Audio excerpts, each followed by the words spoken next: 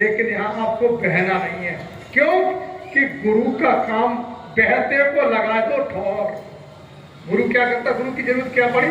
जो बह रहा है इस भवसागर में, दुनिया बह रही है, हर जीव भवसागर में बह रहा है, तो बहते को लगाओ ठोर। और न्याय माने तो कभी महात्मा कहते धक्का दे दो और धक्का और दे दो, जो न्याय मान रहा है तुम्हारी फिर कहा जान दो। इसलिए बहता है संसार, आज बह रहा है। काय बह रहा है? कोई भूतकाल में बह रहा है, भूतकाल में, और कोई भविष्य में इंतजार कर रहा है।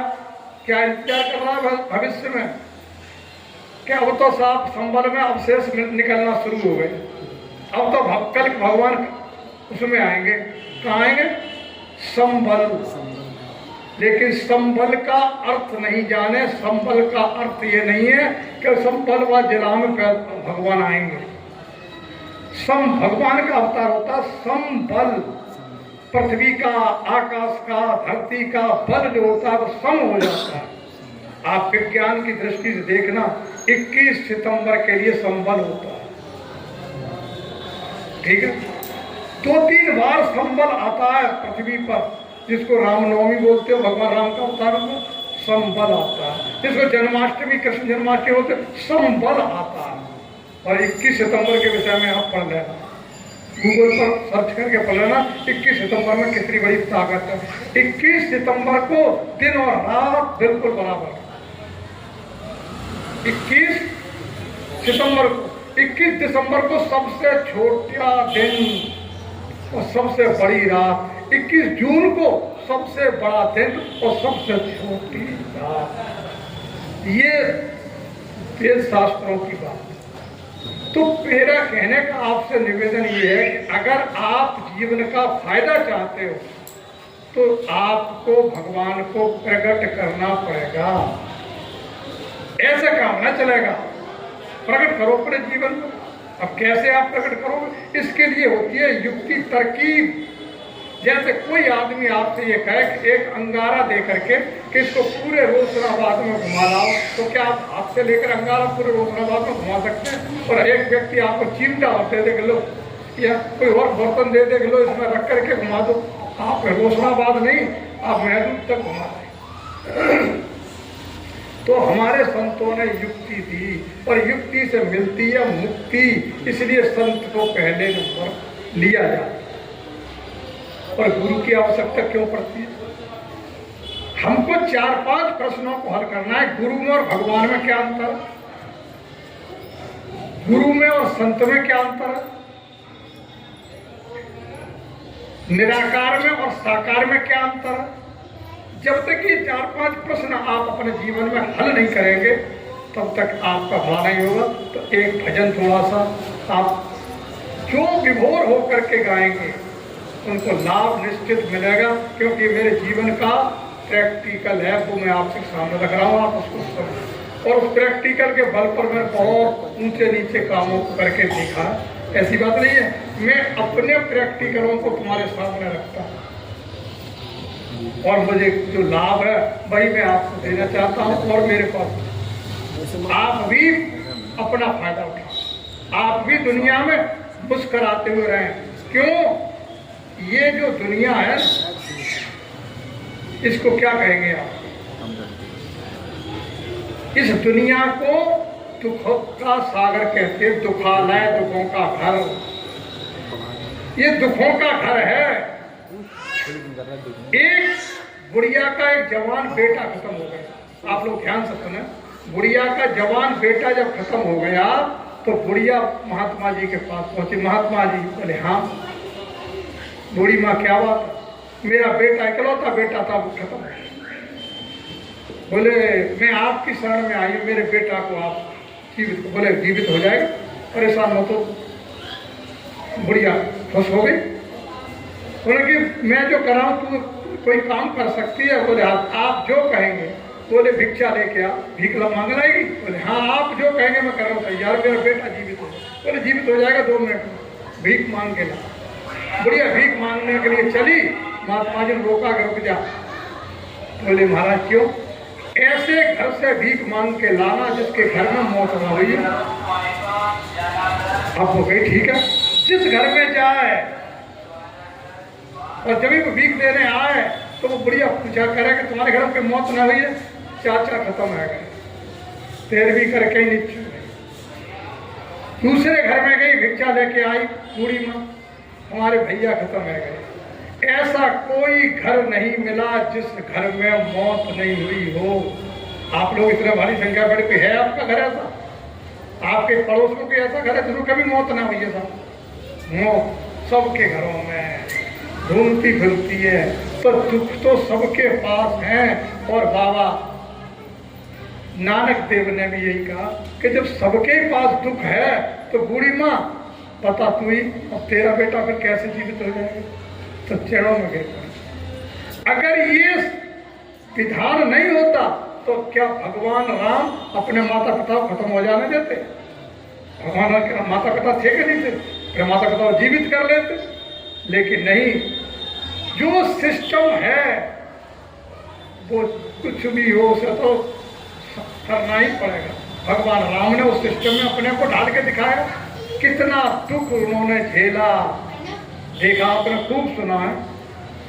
सीता हरण मरण दशरथ को वन में विपद पड़ी, सीता का हरण हो गया, पिताजी का मरण हो गया, ऐसे बेचारे फंस गए जंगल में भूखे प्यासे। कोई सिलेंडर बांध के ले गए, खाना बांध के ले गए, आटा बांध के ले गए, फिर पत्ते फूल फल फूल खा करके 14 बरस उन्होंने अपने जीवन को काटा। हम लोग क्या, हमको आप बताओ कि ठंड नहीं आई होगी 14 बरस में? क्या पहना होगा कपड़ा? कोई रजाई लेकर संग गए नहीं थे, हम तो रजाई उड़ लेते, ठंड लगती है। लेकिन उन्होंने 14 बरस कैसे काटे, क्या खाया होगा? आज सारा संसार उनके लिए भगवान वैसे ही नहीं कहते। इसलिए बात को समझने की कोशिश करो और प्रश्न जरूर करो। अगर आप प्रश्न नहीं करेंगे, मैं प्रश्नों से बचने वाला नहीं हूँ, आप प्रश्न करिए, तुमको जवाब दूंगा।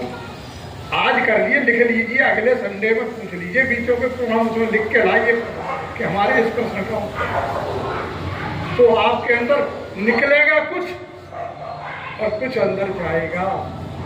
और आप भरते ही रहे तो क्या होगा?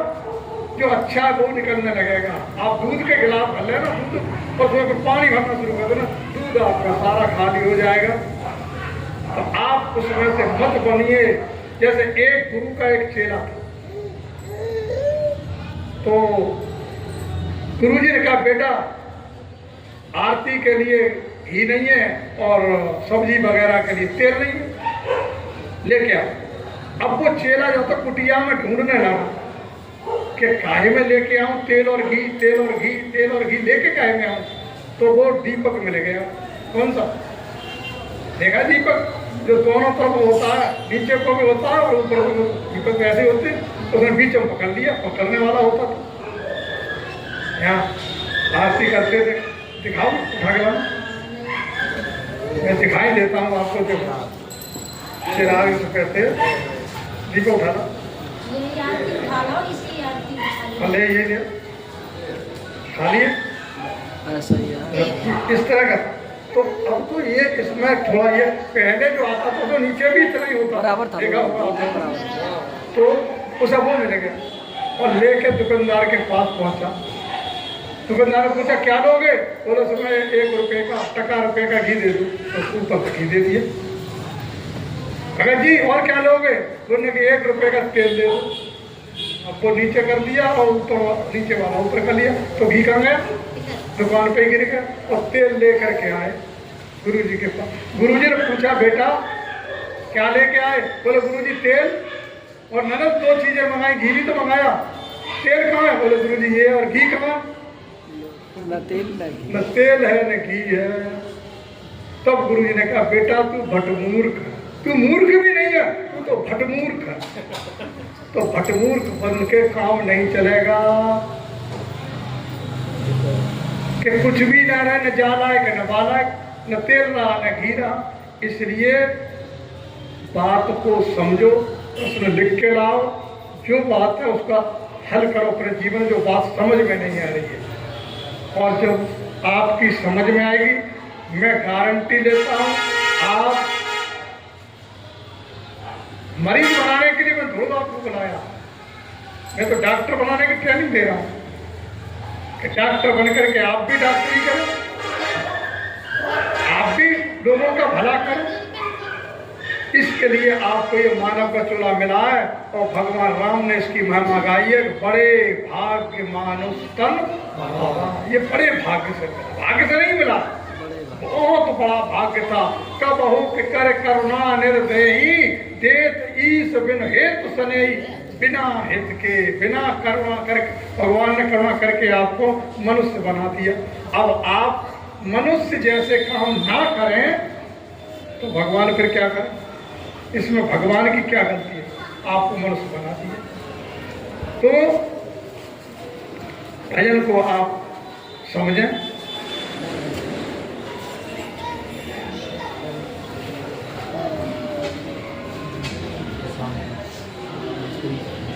आप थोड़ा सभी लोग मिलकर के गाएंगे। दो चीजें होती, एक तो होती है दशा। दशा, दशा कैसे कहते होंगे? दशा हालत। और एक होते दिशा। दिशा कैसे कहते हो? कह रहे कि पूर्व दिशा को जा रहा है, लौटा दिया पश्चिम दिशा को। एक होती साइड, जिसको अंग्रेजी साइड के दिशा और दशा। तो इसी पे एक छोटा सा भजन है। भगवान से प्रार्थना करें कि आज हमारी आपकी सबकी दशा खराब हो गई। दशा खराब क्यों हुई? क्योंकि दिशा बदल दी। जब दिशा बदल दी तो दशा तो खराब हो ही जाएगी। जाना है हरिद्वार, और आपको इधर जाने के बजाय आप इधर चले तो हरिद्वार जाने अड्डे पे जाने से दूरी हो रही है या नजदीक? आप और दूर होते जा रहे हैं। इसलिए संतों ने अपनी अनुभूति करके समझाने की कोशिश की। दशा मुझ दीन की भगवन, संभालोगे तो क्या होगा? दशा मुझ दीन की भगवन, संभालोगे तो क्या होगा? दशा मुझ दीन की भगवन, संभालोगे तो क्या होगा? दशा मुझ दीन की भगवन, संभालोगे तो क्या होगा? अगर चरणों की सेवा में लगा लोगे तो क्या होगा? अगर चरणों की सेवा में लगा लोगे तो क्या होगा? दशा मुझ दीन की भगवन, संभालोगे तो क्या होगा? दशा मुझ दीन की भगवन, संभालोगे तो क्या होगा? मैं नामी पाप की हूँ और नामी पाप हर तुम हो। मैं नामी पाप की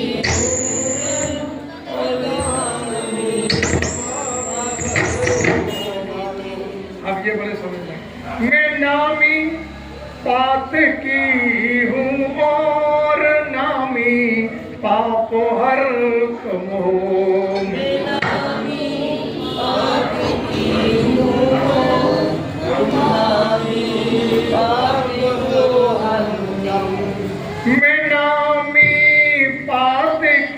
हूँ और नामी पाप हर तुम हो।